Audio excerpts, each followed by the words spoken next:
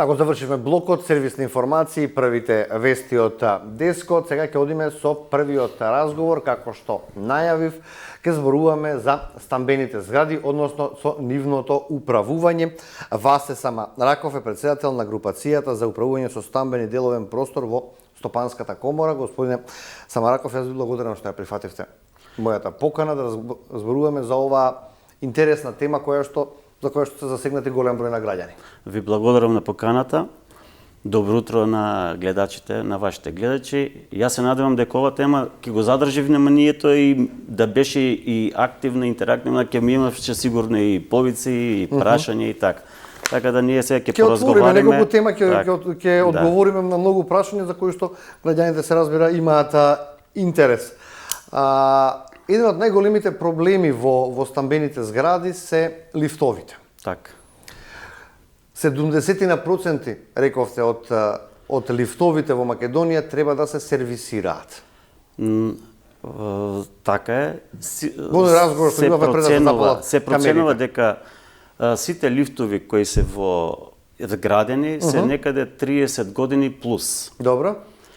Тоа значи дека тие лифтови ќе треба во меѓувреме да се променат согласно новите регулативи, европски регулативи, каде треба да имат двонасачни кочници, треба да имат дојави и сите тие врати кои се затварат. Така. Знаеме дека лифтовите првично можеме да кажеме дека се секогаш најкритични или исто како и возилата, мора да бидат редовно сервисирани, треба да имат годишен технички преглед и работиве кои во месецот се одржуваат лифт компаниите, тоа треба да го сервисираат со делови кои ги имат деловите, па ги нема деловите. Значи проблемите со лифтовите се најкритични кај сите станари.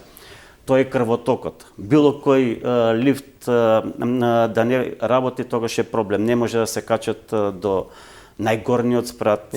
Имаме сега веќе и големи згради, така да тоа е проблем. И тука треба, ја морам да додадам дека во најавата сега пред изборието имаше доста дека ќе се поправат лифтовите, ќе се инвестира, самите општини ќе инвестираат и во лифтовите, и во поправка нивна, и во замена и така. Да, бидејќи цените за чинење за деловите се доста скапи, добро би било локалната власт да помогне на зградите. Ова нека биде како една увертира во разговорот. Се подготвува и нов правилник во Министерството за економија, на некој начин ве прави вас сопственици на лифтовите. За жал, така е од стариот закон, законот за техничка инспекција, кажува дека ние сме собственици на лифтовите и ние одговараме за нив, што не би требало да биде така да тоа е малку коализија со законот за домување. Ние работиме и функционираме по закон за домување, не по закон за техничка. Техничката инспекција ја дава тоа право дека ние можеме да бидеме собственици на лифтовите. Значи, вие може и вие да утврдите дека лифтот не е во добра кондиција. Ние не можеме, ние сме како управители, ние сме менаџери на целите прописи. Ние само ги менаџираме процесите на лифт компаниите кои доаѓаат, сервисираат и станарите кои ги имат проблемите. Не, го кажувам ово затоа што вие можете да донесете одлука лифтот да биде пломбиран, додека не се направи да не биде ставен во функција, така? Така е. Ние можеме да кажеме по известување од страна на сервисерот дека лифтот не е во добра состојба, не е безбеден за управување и тогаш се става во употреба. Ние ги известуваме, нашата задача е да ги известиме самите станари, да кажеме на инспекторатот и да дојавиме дека лифтот ќе биде надвор од употреба додека не се поправи. Што доколку не се согласа станарите? Тоа е тој проблем, затоа што кога ќе се каже поправката дека чини 10.000 евра, може би повише. Имам тука некои цени, ќе ве прашам дали се точни. Тогаш треба се соберат парите. Треба да се соберат пари. Тоа е најгоркиот проблем. Лифт компанијата вика ја прво треба да чекам за деловите, вториот дел треба да се соберат пари, па не може да чекам, мора наеднаш, а станарите ги немаат тие средства во резервен фонд. Што значи дека не се испланирало на време делот кога и колку пари треба се собират во резервен фонд за намена поправка на лифтови. Ај вака да одиме со цените, се интересни на што ги имам како информација. Да ми кажете вие дали ќе ми го потврдите истото. Колку чинат вратите во лифтот кои што се неопходни сега? Вака има многу типови на лифтови. Има европски, има наши. Еве од до, нека биде. Па не би знаел да шпекулирам со... 1000 евра? Па може би и чинат и 1000 евра. Не би можел да кажем. Секој лифт си има различно колку чини вратава, колку покатност и различно. Биде... Ние не сме компанија која ги поправа, него ние ангажираме Добро, ма со вашето искуство би требало да знаете колку пари е промена на сајле. Значи, тековното одржување на лифтовите може да биде од 1500 до 400 евра или до 20.000 денари. Зависи од катноста на одржување. Сајлите исто се, ако земаме една од најголемите висококатници кај нас во Скопје, сајлите коштат на еден лифт околу 10.000 евра, можда. Значи за обична зграда до 7-8 ката би било 2-2.500 евра најмалку. Па не знам, затоа не знам. Тие се различни типови на сајли, различни типови на лифтови. Секој од производителите си има 2-3 категории кои на сајли можат да ги препорачат, која ќе се изберат станарите и тоа е исто, или која има самиот сервисер, производител да ја понуди, таа да се прифати. Не би можел да шпекулирам со цени, тоа би било исто неблагодарно од страна моја кон лифт компаниите. Само една од причините тука, додека ние сме согласно законот за техничка инспекција како управители или собственици на лифтот, заедницата на собственици немаат никаква одговорност. Нема таму кој е собственик, не пише во законот дека они се вакво. Или која инспекција потоа доаѓа да провери дали лифтот е добар? Има техничка при Министерството за економија. Добро. Таму се наоѓа и делот за лифтовите, таму е и инспекцијата. Сега знам дека е преместена, ама не знам под кој дел. Знам дека има и тие прават инспекција на лифтовите во Македонија. И доколку утврди таа инспекција дека лифтот не е добар да се користи, казна добива управителот на зградата? Така е, управителот, да. За каква казна зборуваме? Казна доколку не навремено направи технички сервис, годишен технички сервис, и доколку не се прават тие проверки и замени. И доколку немате технички сервис годишен може да ве казни. Да. Ние во минатото имаше еден проблем. Станарите не сакаат да дават пари за тој годишен технички сервис. Колку чини тој? Па зависи некаде 7.000 денари, 6, 5, 12 или зависи 20, зависи од катноста, зависи од кој, да. Така ги не сум точно со сумите колку се. И тогаш се дава препорака да се направи веднаш и одговорноста исто на управителот дека функционалноста на лифтот и безбедноста на станарите е доведена само заради неговата ненавремена грижа или така. Што се случува? Некогаш и самите лифт компании или сервисери не можат да излезат на време, ги немаат доволно. Во моментот немаат доволно луѓе, не можат точно да излезат во тој период и ние како управители имаме таков проблем. Во однос на овие козметички промени во лифтовите, сега се ставаат некои посебни сијалички, се ставаат дугмиња за аларм. Од кога тоа стана задолжително, законски да го има тоа и тоа е еден добар дел од заедничкиот фонд, што е резервниот фонд, се земаат пари од таму. Вака сега, зошто збориме? Кога еден управител ќе влезе во вашата зграда, ќе види колку години е стара. Тогаш се прават точните анализи што се вас ви треба да се промени, дали кров, дали лифт, и се предвидува дека ако лифтот ви е стар 10 години, треба за 5 години да се направи таква промена, таков ремонт, и се предвидува колку се парите.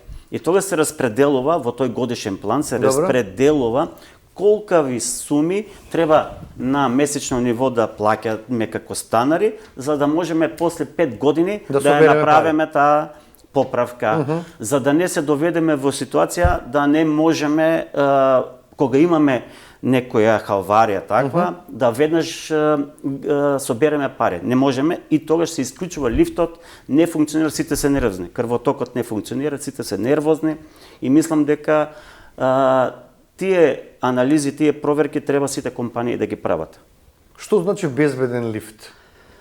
Па безбеден лифт е сигурно, се знае техничко исправно, сигурно кочниците, сајлите, вратите, затварањето, дојавата во случај на интервенција, тоа што го спомнавте пред малку, копчињата, дојавата, еднонасочна кочинци на две страни, тие се. Новите лифтови мислам дека сега во новите лифтови се вградуваат сите тие потребни работи согласно новите нормативи. Зборувам направени да. по 40 на години сега што се монтира. За старите ќе треба да се доста од работиве не можат да се вклопат, па треба да се менуваат и окна и како што слушам, доста промени има. И сето тоа е различно и индивидуално од лифт и од вакво. Во студиото пред една година имав представник на компанија кој што работи со лифтови, вели во ниту еден случај не може лифтот да се скинат сајдите и да падне.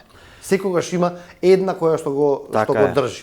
Чисто околу безбедноста ме интересира да им кажете, да им посочите на безбедноста секогаш имат, но секогаш ние како безбедност не можеме да знаеме дека не велам дека не треба да се сервисира, меѓутоа да знаат дека ние како управители тоа не можеме да го знаеме секогаш. Ние сите тие информации, сите тие знаења ги добиваме од самиот сервисер, тој кој го сервисира или го контролира годишниот вак. Така да ние како информации не можеме да ги имаме тие за секој посебен лифт. Управуваме со многу згради со различни типови, така да таа информација сигурно дека е безбедно, истото и нас не го кажуваат, ама мислам дека точно е безбедни се, ама контролата и сите тие работи како и во кола. Денеска ги менувате гумите, тргате на пат, гумата ќе ви се дупне. Никој тоа е така да не може да гарантира за некој работа. Се подготвуваат сега измени во законот. Кои се измените, што ќе се прифати, што ќе се одбие од овие предлози што ги имате вие? Измените, ние како групација Пристопанска комора работевме заедно со Министерство за транспорт и врски, Регулаторна комисија за домување, невладиниот сектор, труд социјална политика, јавното предпријатие за стамбени деловен простор, ЗЕЛС. Работевме на измените и тоа работевме 6 месеци, работевме точки запирки, менувавме толку од нашите искуство, значи од нашето искуство кој го имавме како управители, го пренесовме во министерството, пошто е надлежно министерство за нашата работа, седевме и работевме на тие измени. Нашите искуства дадоа многу промени таму, дел од тие се прифатени, дел не се прифатени. Сега се донесени веќе измените за законот за домување, ставени се веќе поминати се. Во моментот исто поминаа и правилниците од регулаторна комисија која ги достави до Министерство за транспорт и врска и тие се доставени. Во моментот ги разгледуваме сите тие измени, можам да кажам дека дел од измените кои ќе треба да се работат, сите управители ќе морат да поминат обука. Каква обука? Обука за управување со стамбени деловен простор. Тоа ќе мора да се пројде, за тоа се наплаќа и старите управители и новите управители ќе мораме во групацијата, во регулаторна комисија за домување, мислам дека е. Ке може од секоја компанија да си препорача 2, 3, 5 души колку имаат зависи, ќе бидат овластени како лиценцирани.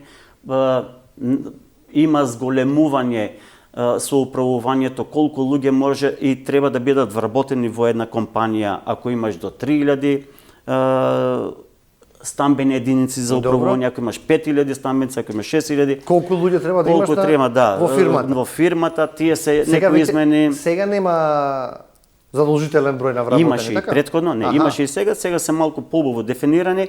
Ние се уште ги разгледуваме правилниците, сега во најбрзо време ќе имаме состаноци во комората, управителите ќе разговараме по однос на тие работи, кои делови од нашите препораки се прифатени, кои не се прифатени и така. Видовме дека резервниот фонд, заеднички разговаравме дека треба да биде покачен. Добро. Заради причините што ги кажав и предходно, планирање на заеднички работи во зградата и тие видов дека не се сега ставени во новиот закон за домување, ги нема и остануваме на минималните колку сега се ставаат месечно во просек? Или задолжително колку треба? Државата многу убаво ги регулираше овие работи, тоа се поделени зградите. Резервниот фонд, секоја зграда е поделена во 5 категорија. Добро. Староста на зградата, така се наплаќа и резервен фонд. Значи, ако зградата ти е стара 5 години, плаќаш минимално во прва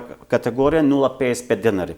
Ако преминаш од 5 до 10 години е 0,65. Ако поминаш во трета категорија 70 и 0,75 и така. Колку е постара зграда, толку повеќе тоа се пари? до 5 категории. Значи до 5 категории се, на 5 години се градациите и убава формула има и се има Тоа не е малку пари? Да. Тоа сакам да кажам, се променија работиве, се покачија сите работи во И Македонија, услугите, и работната рака и се. Се е покачен и втори немаме работна рака. Кубуриме секаде со работна рака. Тоа е секаде, да.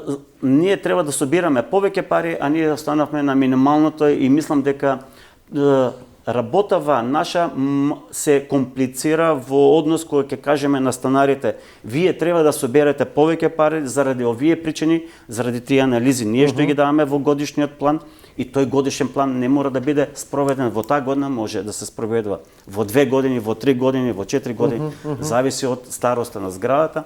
Тогаш тие се бунат, зошто да даваме толку пари? Сега ако имаш ти 150 квадрати стане или 100 квадрати, другиот има 30 квадрати, ја викам, мене ми одговара, нели 30 квадрати ќе платам по 1 денар, 30 денари месечно, што е малку, а тој треба да плате повеќе, иако има 150, зошто ја да плаќам 150 денари, а тој 3, и така да, тие се тие работи кои се уште не ги разбират станарите дека се работи за личната имовина, за вредноста на зградата, за кога продават станови, кој ќе влезеш во убава зграда, ќе кажеш дека станот ти кошта 2000 евра, а не ти кошта 1000 евра, така да тие работи исто треба Си вреди и тоа што е околу. Си вреди како инвестираш и колку инвестираш, така. Самиот ти живееш во или вие живеете во таа стамбена единица. И затоа мислам дека резервните фондови треба да се покачат и ние сите сме на мислење дека колку подобро повеќе средства има во резервниот фонд, толку полесно ќе се управува со самата зграда за хитни, неодложни интервенции, пукнала цевка, не мора да се собираме сега да викаме некој. Има некој, еве, со лифтот, некои брзи интервенции, веднаш се нарачува делот. Може самиот управител да нема доволно средства да инвестира во зградава. Не можат и станарите веднаш да соберат толку средства за така да тие се тие проблеми, зашто мислиме дека резервниот фонд треба да се полни повеќе. Да, да се полни повеќе, да се покачи. Сега во меѓусебните договори кои ги склучуваат самите станари, тогаш е во ред да се напише тој дел дека се согласуваат да се обедините да управува фирмата АИТА и да имате повисок метар квадратен, резервен фонд за метар квадратен. Не е добро да има унифицирана цена? Сите станови да плаќаат иста цена за... Не, секоја зграда си има посебни потреби. Секоја зграда се посебна за себе и мислам дека индивидуално се решаваат и по старост и по комплексност на самата зграда. Така да мислам дека А што е разликата во услугата што ја добиваат во вака сега ние кога презимаме зграда претходно некој го монтирал лифтот кај вас, компанија која е X. Добро. Вие продолжувате со неа заради деловите кои само истата компанија има. Можда друга компанија ги нема истите делови. И ние продолжуваме со истата компанија, ние управуваме со вашата зграда, истата компанија управува со лифтот. Затоа што не можеме да најдеме адекватна нова компанија, иако не сте задоволни вие од истата компанија која ви управува, ние не може да најдеме заради деловите кои не може да бидат испорачени за вас, за вашата зграда, за вашиот лифт конкретно. Што е приоритетно за една компанија од вашиот домен кога ќе влезе во стамбената зграда? Што треба да има? Анализа. Комплетна анализа на сите потреби, значи се разговара со станарите, со представниците, кој е вашиот совет што го дадете? Што треба да има подобро да биде? Да биде добар подрумот, лифтот или кровот? Комплетно све. Значи сите работи мора да бидат задоволени, да бидат во исправност. Зошто збориме? Ако ви прокиснува кровот горе, истото ќе мора да го поправите. Дали ќе направите мала промена или ќе направите, ако е многу стара зградата, и комплетна замена на кровот, тоа се прави со елаборати, се поднесува со општини и така. Тие се носат со одлуки од 50 плюс 1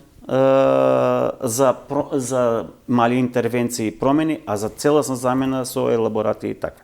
Така да битно е и лифтот е битно заради крвотокот, никој не може да оди, имате болно дете или баба или стари луѓе, не може така да тоа е. Што се случува, ме интересира доколку на половина од зафатот е компанијата која што управува со зградата и граѓаните станарите решат да променат фирмата.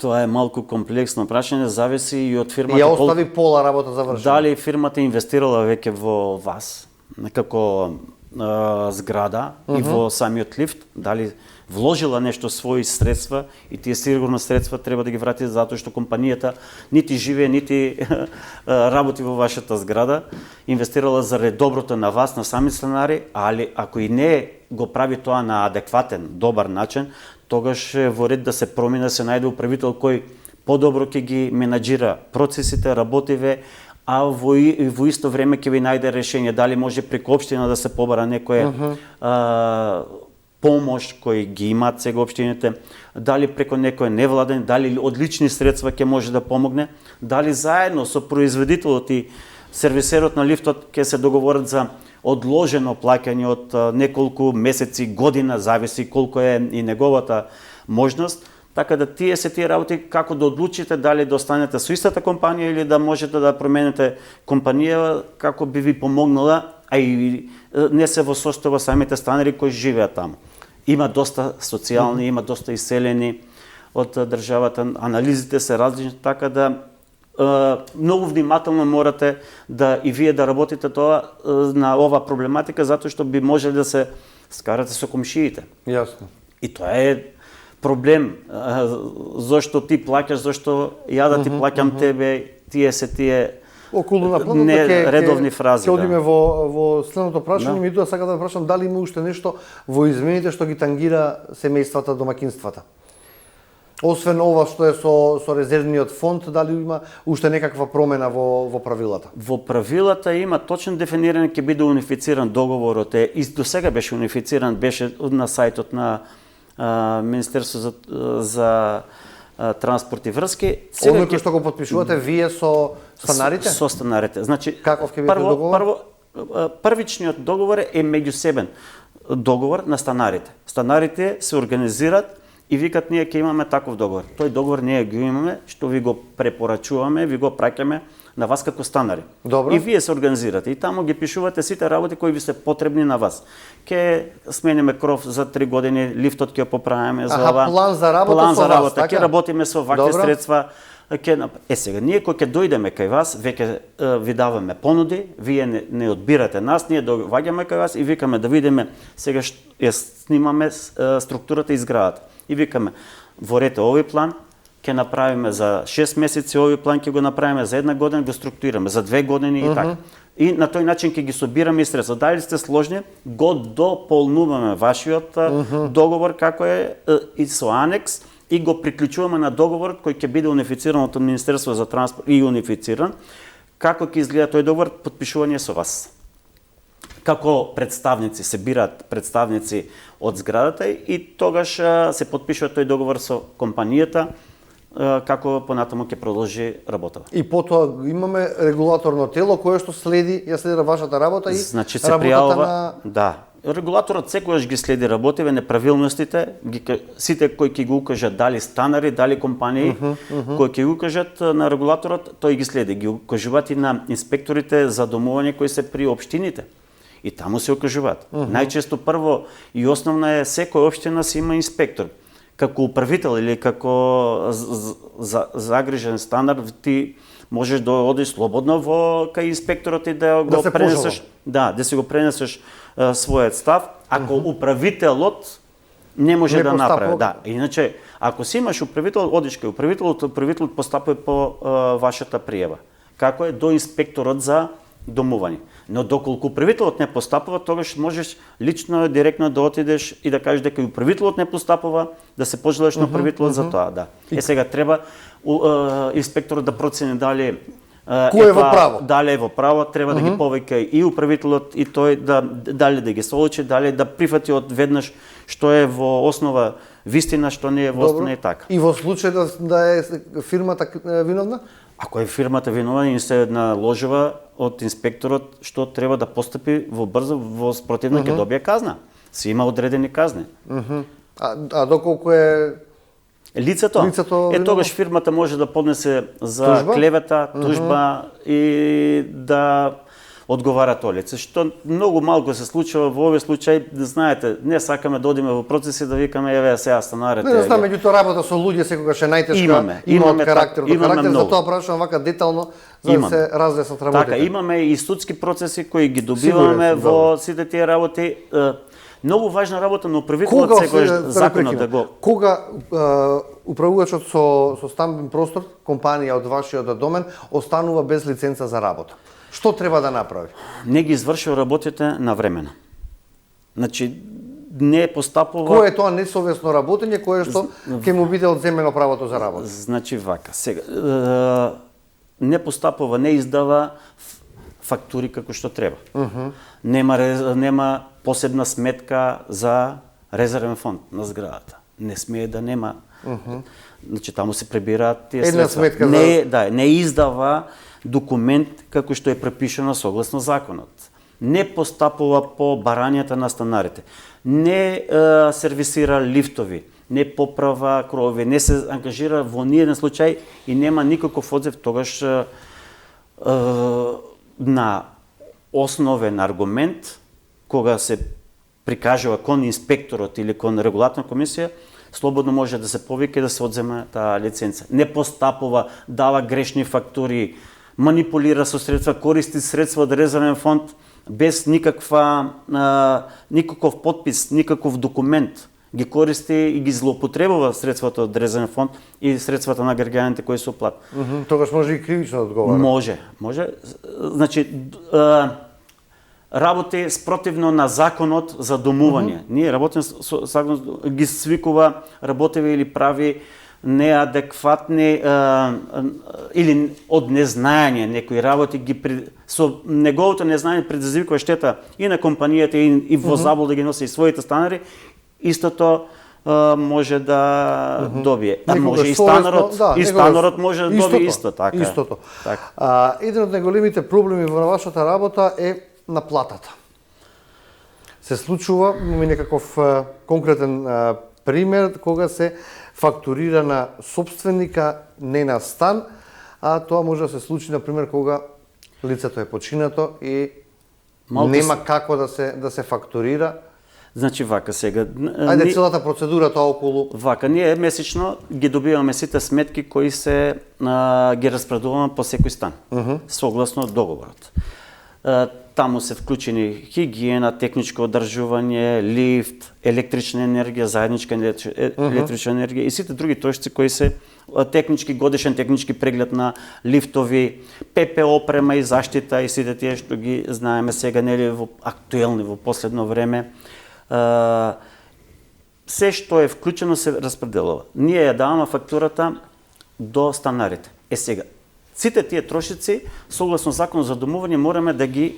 Законот за домување нас не обврзува од 1 до 7 да ги издадеме фактурите кон вас. Добро. Ние ги чекаме фактурите од ЕВН за вашата потрошувачка за електрична енергија, за пумпите кои се, за лифтот, за скалишните автомати, за сијалициве кои се внатре, заедничката енергија. И кога ќе дојде таа, мораме да ја поделиме пак по стан и тогаш да ја испорачаме до вас. И тоа трае, електричната енергија се добива, не ја испраќаат како фактури во 4 недели, на 4 пати и ние чекаме секоја фактура да дојде за одредена зграда, да ја вметнеме и после да ја дистрибуираме како вака.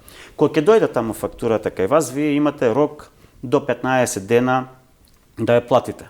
Ако не ја платите, тогаш втората фактура, веќе кога ќе ви дојде втората фактура, ние ве опоменуваме дека имате неплатени. А воедно и во самите наши фактури стои дека имате обврска кон фирмата за тековно волку за резервен фонд, толку должите.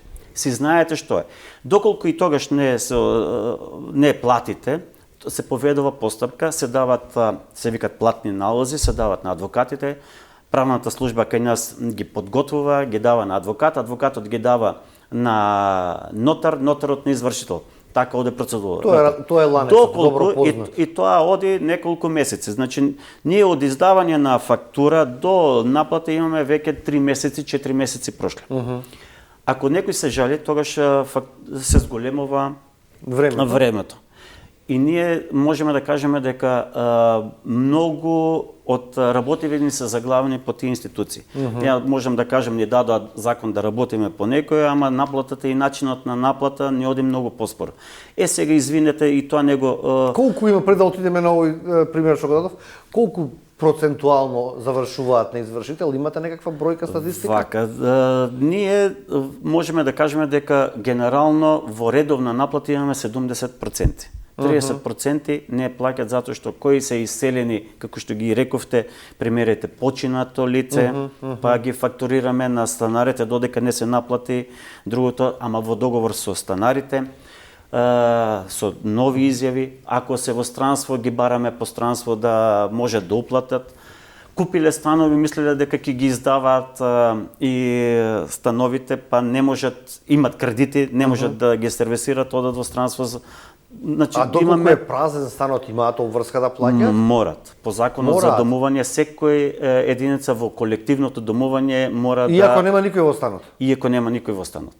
Нема исклучување. Исклучувањето за неплаќање, ако не си во станот, може само со собирање мнозинство да ти одобрат да не платиш. Ама треба да бидеш или социјален случај, или така. Да не платиш затоа што ти е празен стан, не. Затоа што лифтот исто доаѓа до твојот стан, се вклучува, мора да биде во секој време исправен, светлото мора да биде исправно, кровот мора да биде, заедничките инсталации мора да бидат исправни, тоа е, ако не продадете го станот. Јасно, чисто прашав дали има обврска собственикот да го плати, доколку не живее таму. Мора да плаќаат сите. Мора да плаќаат, тако е закон, тоа е колективно домување и заеднички тројци. Во друг случај, ако нешто не се договорат самите станари, комшии, па да кажат, еве со ваква одлука, го исклучуваме вака. Во овој пример што кажав, кога е починато лицето, па живее друг, па не сака да плаќа и така натака. Тогаш можеме, ние најчесто правиме дојава до инспекциите, до инспекторите за домување во општините, они имат обврска исто да проверат. Дали таму е тоа починато, како е, зошто го кажемо, или до полиција дека во овој стан се случуваат некои активности кои ние не знаеме, живее некоја, имаме сознание дека е починато лицето или нема собственик на тоа место, така да комуницираме со тие институции за да добиеме информации како би продолжим понатаму. И ако веќе дојде до извршување, ние ставаме прибелешки во катастер да тој стан не може да се оттуѓи доколку не се подмерат трошоците. Да, затоа што секако компанијата кој управува или заедницата на станари кој управува ги има најголемите трошици по однос на плаќање на сите трошици. И тие треба прве да ги наплатат овие трошици заради функционирањето на самата зграда. Сега функционирате во групација, не сте во комора, групација сте. Колку членови? Во Стопанската комора. Колку членови има таму и како се станува член, како се носат одлуките, ме интересира како функционирате како здружение? Како здружение ние доста често се среќававме до ковидот и после ковидот некое време. После ковидот сега почнуваме малку на помодерен начин со комуникација преку телефони, заеднички линии, комуницираме во измените и начинот како тоа законите. Некаде околу 27 компании се во комората, кои членуваат. А колку има во дејноста? Во дејноста, во таа дејност. Во дејноста има некаде сега активни околу 60. А така, а 20 се во 25-6 се во групацијата. Сега има и нови компании кои можеби и не знаат за нашата групација, па можда и затоа и не учествуваат. Можеби сега после оваа емисија ќе слушнете, нека дојдат во комората. Во комората ние нашите состаноци секогаш разговараме за нашите проблемите кои се во домувањето и заеднички да ги решиме и да најдеме најдобро решение и за станарите и за фирмите кои даваат услуга. Значи, тие се вин-вин ситуации и за нас како управители, како да ги подобриме сите тие процеси. Така да имаме такви состаноци, даваме предлози, имаме доста состаноци со министерствата, кои се релевантни за нас, транспорт и врски, труд, социјала, Министерство за економија. Организираме со нотаријатот, сме организирале кај нас во комора да ни дадат како функционираат. Како ги известувате сега сите компании јавно за донесените предлози? Дали барате од сите членки предлози да дадат биле во групацијата или не? Како се формира предлог листата за која што се доставува во Министерството за транспорт кога се прават измените? Сите во групацијата кои се во Стопанска комора добиваат известување за сите промени кои се појавуваат и во Министерство за транспорт и врски, во нашиот закон за домување, и регулаторна комисија за домување исто ги објавува на нивниот сајт и они од таму може да видат и оние кои што не се во групацијата. Може да видат таму да доста или може да се. Значи, кога и да е имало нови членки или заинтересирани нови компании да се јават во групацијата лично мене како председател, јас сум давал помош и укажување на кој начин може да дојдат до тие информации, на кој начин да работат, кои се основни работи, почетоци за и така. Кои се вашите надлежности како компанија во однос на управувањето со зградите? Кои се вашите должности? Нашите должности е навремено да известуваме, да издаваме фактури, да ги прибираме фактурите, да ги санираме сите потребни мали работи кои се во домен. Ако имате протекување дома, а од заедничкиот дел мора да се реагира. Ако имате проблем со кровот, исто да реагираме, да го направиме, да најдеме компании, да собереме 2-3 понуди, па да се изберете понуда која е најадекватна, да ги сервисираме тековно и редовно лифтовите, сите инсталации ПП, уреди и инсталации дали се во исправна состојба, пумпи кои се доле за вода, влезовите, тужби заради недоведување на дупка во вашите буџети заради нефункционирање правилно на самата зграда. Сите постапувања согласно пред законите, пред другите институции, тужбите, нели ги кажавме, тие се тие и доста други работи. Значи, нашата одговорност е на некој начин менеджирањето со самите процеси, со издавање на фактури, затоа што вие како комши може да се расправате меѓу себе и нема да дојдете негаш во решение. Ако го имате компанија која нејзината работа и дејност е основно тоа да го прави за вас, нема да дојдете во колизија или во расправија со комшијата и го ќе пренесете преку компанијата да ви го реши проблемот заеднички. Достапни сте во 11 часот ако се случи некоја во секој време 24/7 сме достапни за нашите клиенти. Нашите клиенти секогаш добиле услуга кога и да треба. И тоа не е случај со многу компании кои не го прифаќаат како такво, ние секогаш сме биле достапни. Можеме да ве добиеме на телефон во 11 дека ми се вклучи секретарка за тоа бирајте 1, за тоа бирајте 2. Кај нас сигурно ќе добиете директно од менаџерот кој управува со вашата зграда. И тој сигурно во било кој време ќе ве побара. Дали имате протекување, досега имало и такви за таква интервентна зборувам, не тече од заедничка инсталација, се реагира, снемало струја во зградата ради некои други причини, големи комплекси се доаѓа, се испраќаат технички лица кои веднаш реагираат на таа работа, така да зависи која компанија. Нашата компанија ги има тие сите предности кои вие еве сега ме прашавте. Фала ви. Така, некогаш, не секогаш, меѓутоа и во овој случај нелојалната конкуренција си игра своја улога. Како се станува нелојална конкуренција во управување со згради? Како се сложува некоја компанија, односно некоја зграда да биде овластена од компанија која што работи на црно или нечасно?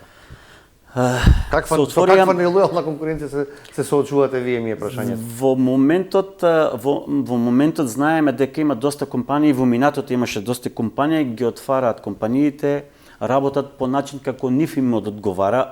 Едноставно не ги почитуваа правилата, законите на Законот за домовина и не ги почитуваа кодексите на убаво домакинско однесување и управување.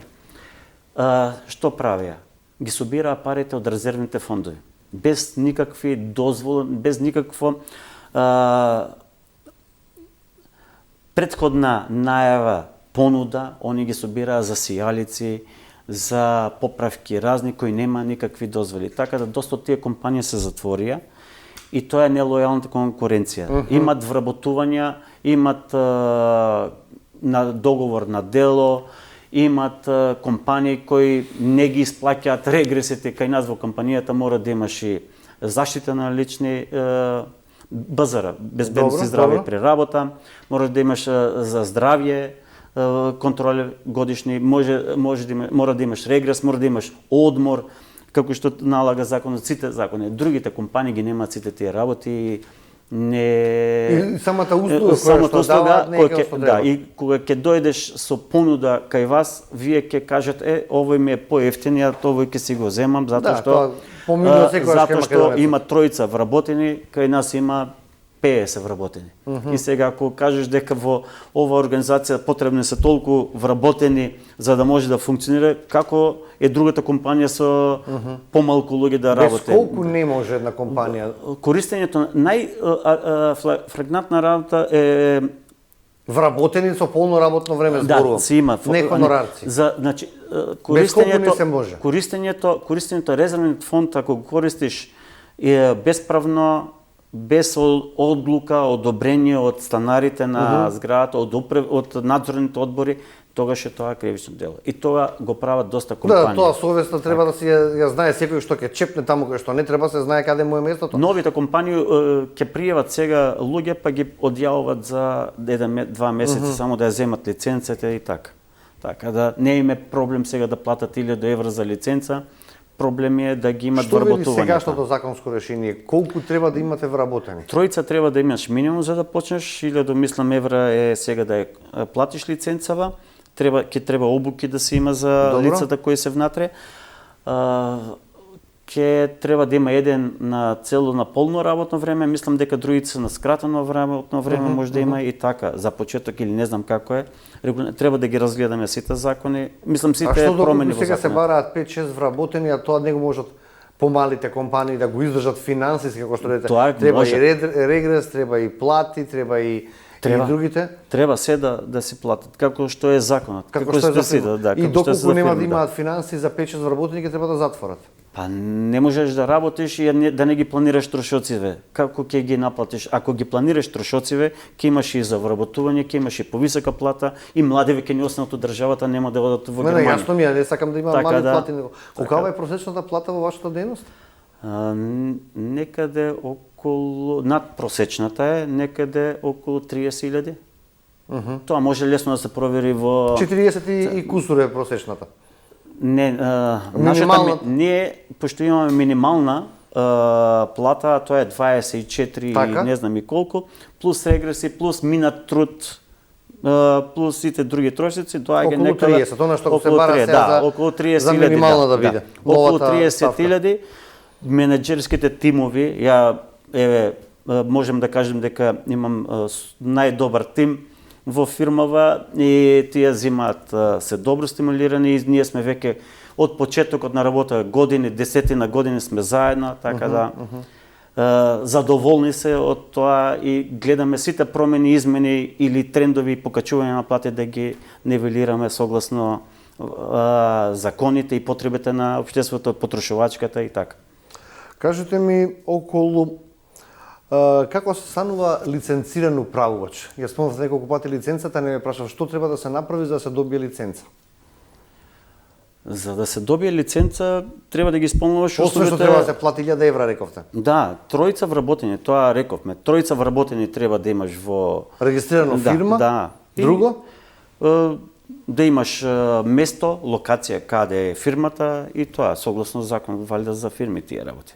Значи место, ако имаш подружница, значи доста компании имат и подружници по други градови кои работат, тие треба да имат исто место означено каде е фирмата како подружница во другите градови со точно изразено време, работно време за да може да имат приеми од станари и така. Не бе прашав околу давањето на рати, например некоја поправка на лифтот ќе го спомнеме е најскапа и кошта 3-4 евра и вие можете да дадете опција доколку се плати на 12 рати да биде една цена, доколку се плати на 24 рати да биде друга цена, доколку се плати у кеш да биде на трета цена. Како ви се сплати тоа? Вака ја имав неколку обиди со банките, со комерцијални банки кои нудат кредити. И тоа се ваши пари? Може да платите со ваши пари или значи гарантира фирмата гарантира за или пари што земате од другите згради? Не. Како менаџирате со тие пари? Со своји сопствени. Таму со своји сопствени средства менаџираш. Не менаџираш со вашите кога ако се поправа нешто како комшиите, плаќате со парите од зборам за банките, кога бараш од банка, од комерцијални банки, нели, кои што нудат такви средства, ти може да гарантираш само со своите средства на компанијата, а не со средствата на станарите. Станарите можеш да ги вклучаш во договори кај нотари дека ќе учествуваат со рати, посебни ако се договориме, ќе земаме кредит, ама со рати на толку време плаќање и такви да бидете покриени и ние дека така? Да, и ние можеме да земеме кредит на пример за вас кој ќе биде на 3 години. Ама ќе треба сите да се потпишете како станари во дека редовно ќе плаќате. Сега тука ние гледаме и бараме некои начини измени каде би било неопходно и морално да платите, зашто на пример во вашата зграда ќе имате 70% ќе се договорите или 99 нема да се договори и сето ви паѓа во вода затоа што е во инвестиција и треба да биде 100%. Така, само за крај сакам да ве прашам зошто управител, а не заедница на станар? Затоа што ги имаме многу поголемо искуство. Значи компаниите имат соработка со многу компании. Многу полесно може да најдеш компании кои се бават со лифтови, многу компании, имаш многу повеќе знаење, имаш тим кој е позади себе, кој работи на сите, имаш сметководство, имаш финансии, имаш менаџери, имаш правна служба, наплати и сите тие работи одат многу подобро од не се толку искусни и помалку ќе ги боли глава, и помалку ќе ги боли, нема да се расправат со станарите и искуството во Европа е компании, а не заедници. И истото искуство го имат различни земји и мислам дека компаниите се тие кои се предначат и кои едноставно е дадена довербата да управат. Мислам дека помали влезови, помали згради не е подобро да бидат со граѓаните да си ја водат целата работа? Некои помали за шансите да се расправат? Еве, ја можам да кажам дека познавам луѓе кои сами водат згради и ги водат на многу убав начин. Доматински? Да. А имам и познавам луѓе кои водат и на криминален начин згради, не издават фактури, не ги почитуваат станарите, сами располагаат со резервни фондови, сами располагаат со средства, не им прикажуваат кои се задолжени, кои се компании кои имат сертификати со кого може да работат, него сами тоа го прават, така да познавам доста и такви. Затоа предпочитам компаниите и мислам дека одговорноста е многу поголема кај компанијата него кај ако земеш представници или заедница на станари да биде формирана. Не ве прашав околу бидејќи се надлежни за деловниот простор. Во неколку кратиченици што, како делувате освен во стамбен и во деловен простор? Кои ви се надлежностите таму? Значи тоа е на зграда која е една функционална, имаш деловен простор долу, горе имаш стамбен простор и така. Сега тука исто најчесто се поголем дел, 70% е стамбени единици, деловните единици се помалу. тогаш учествуваат сите во стамбениот дел, колку да биде процентот или резервниот фонд, ако се исклучени надвор од зградата, деловните простори се надвор од зградата, тие не мора да плаќаат за тековно одржување секогаш, него може да плаќаат само за резервен фонд, и тогаш станарите ги прават тие цени колку ќе плаќаат по метар квадратен. Или се приклучуваат на сумата која е стандардна, која плаќаат самите станари, исто продолжуваат и деловните простори. Има исклучици каде деловните простори се внатре во самите згради и тогаш плаќаат повеќе и плаќаат се заради фреквенцијата на излегување и влегување во самата зграда, затоа што го користат често деловниот на заедничкиот влез на самата зграда кај самите станари почесто се расипуваат буткачи на лифтови, брави и тие работи. Потрошен материјал. Потрошен материјал и тогаш и фреквенцијата, заради фреквенцијата се наложува со одлука на мнозинство на станари да се плаќа повеќе во резервен фонд или во некој друг на друг начин во тековно одржување.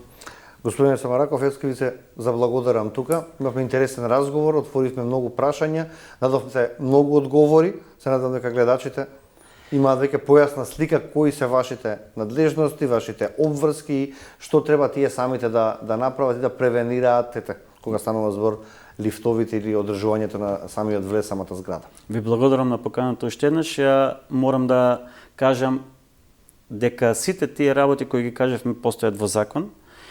Морам да кажам дека конечно ќе почнат да се применуваат и законите подобро од страна на инспекторите. Ја се надам дека инспекторите ќе излегуваат на терен да видат која компанија како работи. Ќе излегуваат и станарите со своите предлози како би било пофункционално кон компаниите, заеднички договори. Мислам дека сето ова ќе доведе, ова тема ќе може многу повеќе да се разгледува затоа што нашите компании вработуваат многу луѓе и мора да се гледа како посериозен дел од чинењето и делувањето во Македонија. Ви благодарам уште еднаш. Ви благодарам вас на поканата.